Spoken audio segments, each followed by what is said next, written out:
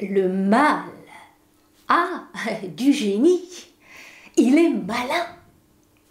Quand il réussit à faire passer un mal pour un bien, au point qu'on en parle comme d'un malin génie. Il s'agit du plus petit comme du plus grand commun diviseur. Au diable, le diable! Comme se disent tous les esprits en équilibre instable, lorsqu'ils sont confrontés à un sort peu enviable. Et ils se mettent à chercher les dessous de table pour redevenir solvables. 11 morts et 6 blessés, sans compter les millions qui se sont empressés de ressasser le passé du nazisme et des nazis dans tout l'ouest de Jérusalem. Et voilà qu'on s'attaque à une synagogue, comme pour remettre en question les enfants du décalogue. C'est l'œuvre de Gog ou de Magog. Tous les Juifs doivent mourir. À scander le déséquilibré avant de tirer dans le tas. Le naïf s'en prend aux Juifs. Il leur reproche leur cosmopolitisme, leur sémitisme, leur mercantilisme, d'être d'anciens immigrés qui ouvrent grandes les portes aux migrants pour dissoudre sa nation, voire toute nation. Il leur en veut pour leur humanisme bon marché, qui ne sert qu'à vendre et acheter l'arche et l'archer. Je le cite. Et on a eu droit à la plus crade des fusillades, qui a vu un dément s'en prendre à l'Ancien Testament, sous l'emprise de je ne sais quelle hantise et de je ne sais quel mutisme.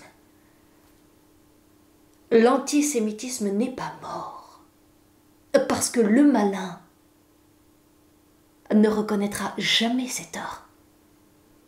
Il n'est ni d'ici ni d'ailleurs, il est de tous les bords, de partout. Il s'évertue à séparer les âmes des corps, à dissoudre le grain, plutôt que de le moudre.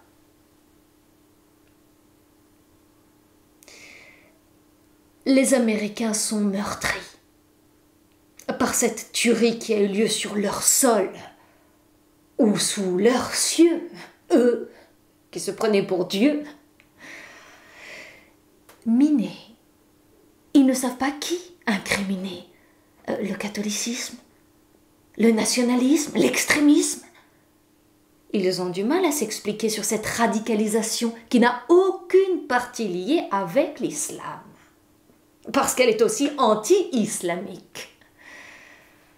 Donc il est pour eux et pour tous les niais difficile d'admettre que le mal n'a aucune identité, aucune qualité, rien qu'une quantité de haine et de peine, rien qu'une volonté de néant pour ceux qui ne font pas partie de votre étang. Trump, le mauvais, a cru bon de reposer le problème de la peine de mort contre ceux qui ne craignent pas la mort. Et il a exhorté les siens à ne pas déposer les armes, pour qu'il y ait plus de fusillades et moins de morts.